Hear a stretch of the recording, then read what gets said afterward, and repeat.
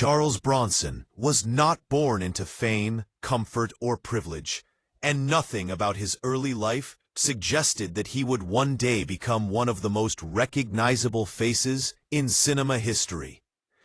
He was born Charles Dennis Bukinski on November 3, 1921, in Ehrenfeld, Pennsylvania, a small coal mining town shaped by poverty and hard labor. His parents were Lithuanian immigrants who struggled daily just to survive, and Bronson grew up as the 11th of 15 children in a household where food, warmth, and security were never guaranteed. From a very young age, he understood that life was harsh and that nothing would be handed to him freely. During the Great Depression, his family lived in constant financial strain, and when his father died, Bronson was forced to grow up quickly. At just 16 years old, he went to work in the coal mines, a brutal and dangerous job that defined his understanding of hardship. He later described emerging from the mines covered in coal dust, his lungs burning, his skin blackened, and his future seemingly trapped underground forever. Those years shaped his personality deeply, teaching him endurance, silence, and toughness, traits that would later define his screen presence. For Bronson, strength was not something to show off. It was something you carried quietly. His life changed again during World War II when he joined the United States Army Air Forces and served as a B-29 gunner, flying dangerous missions over Japan. War exposed him to fear, death, and brotherhood, reinforcing his stoic worldview and further distancing him from Hollywood's later artificial glamour. He earned a Purple Heart after being wounded in combat, an experience that left lasting emotional scars, but also gave him a sense of pride and purpose. When the war ended, Bronson returned home, determined to escape the life he had known, and acting became his unlikely path forward. He studied at the Pasadena Playhouse and struggled for years in small roles, often uncredited, playing soldiers, criminals, and outlaws in westerns and crime dramas. Hollywood did not see him as a leading man at first. His rough face, intense stare, and thick accent did not match the clean-cut stars of the era. But Bronson refused to change who he was. Instead, he leaned into authenticity. Slowly, audiences began to notice him in films like Vera Cruz, Apache, and Machine Gun Kelly, where his quiet intensity stood out even when he spoke very little. His breakthrough came in the early 1960s with films like The Magnificent Seven and The Great Escape, where he proved that silence could be more powerful than words.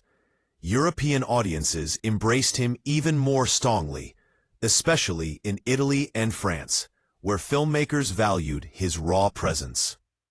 By the late 1960s and 1970s, Bronson had become a global star, dominating the screen in films like Once Upon a Time in the West and Death Wish.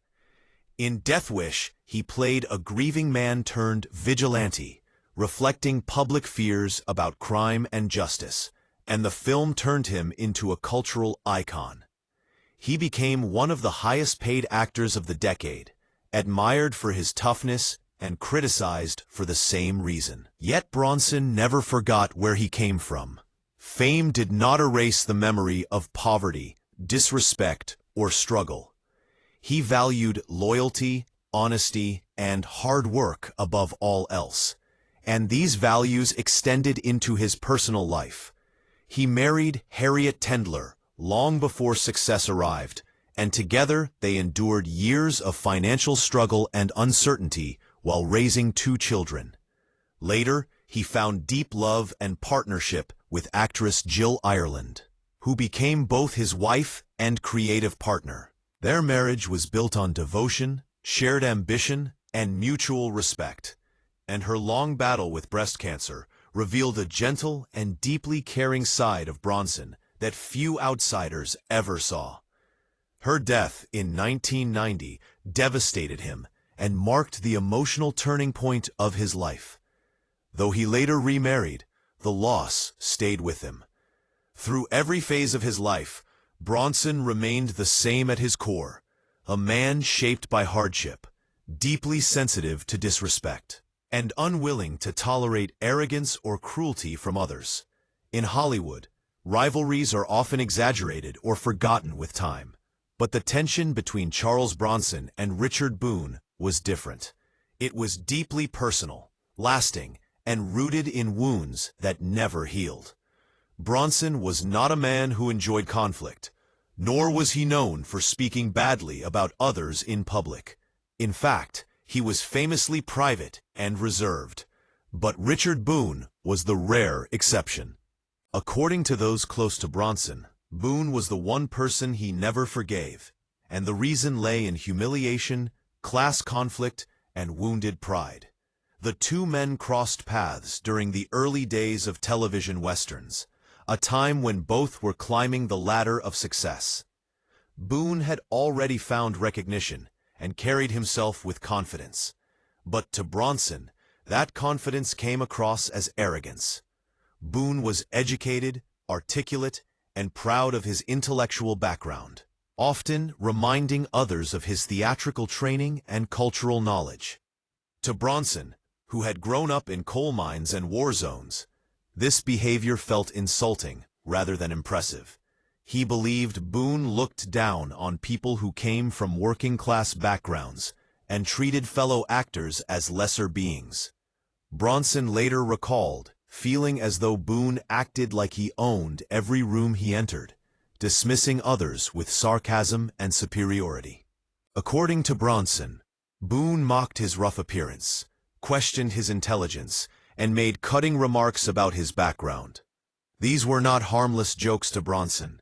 They struck at the core of who he was and where he came from. Bronson believed respect was something you earned through action, not education or status, and Boone's behavior violated that belief. The tension worsened as Boone's fame grew during his starring role in Have Gun, Will Travel. With success came influence, and Bronson suspected Boone of using his power to block opportunities for actors he viewed as beneath him. Whether or not this was true in an objective sense mattered less than how it felt to Bronson. In his mind, Boone represented everything he hated about Hollywood elitism: privilege, cruelty, and false superiority. Bronson believed Boone enjoyed cutting others down to make himself feel bigger. And those memories stayed with him long after the encounters ended. While some colleagues described Boone as demanding or intense rather than cruel, Bronson never accepted those explanations. To him, the damage was real and lasting. What made the resentment stronger was the absence of accountability. Boone never apologized, never acknowledged the harm, and never treated Bronson as an equal. As years passed, Bronson's own career rose higher than Boone's ever had. But success brought no closure. Bronson often said that money and fame do not erase how someone treated you.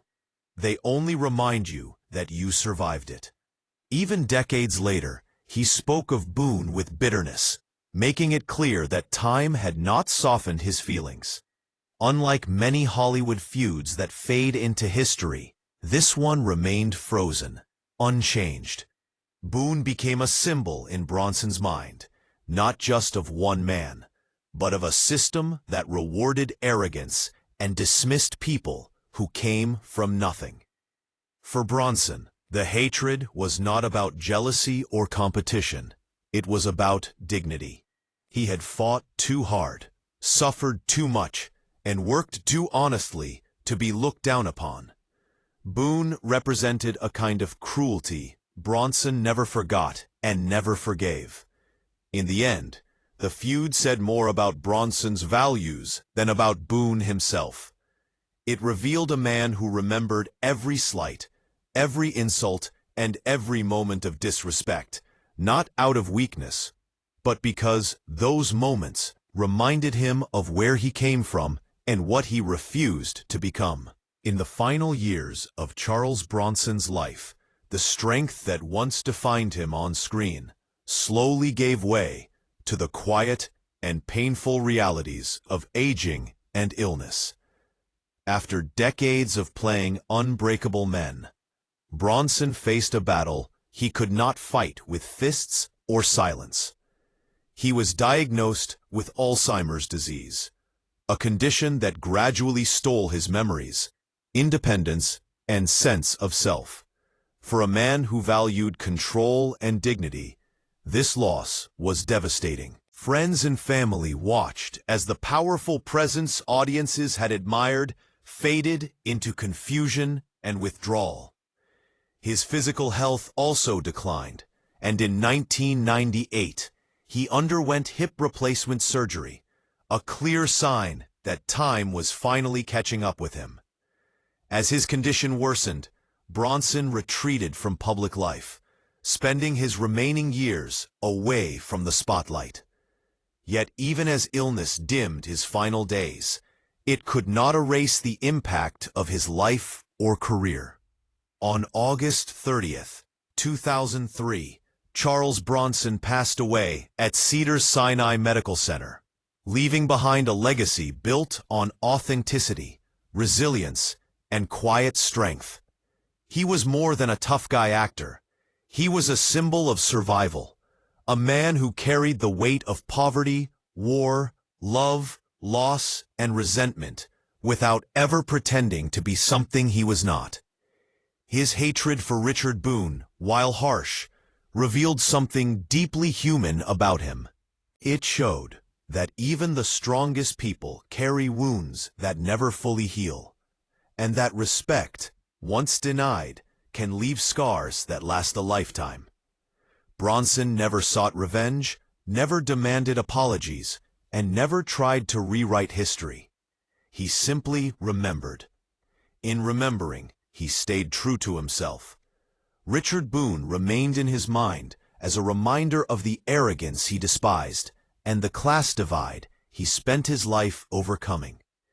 In this way, the feud became part of Bronson's story, not as a scandal, but as a reflection of his values. He believed that character mattered more than education, that silence could speak louder than words, and that respect was earned through action, not status. Even in death, Charles Bronson stands as a reminder that strength does not always roar. Sometimes it simply endures.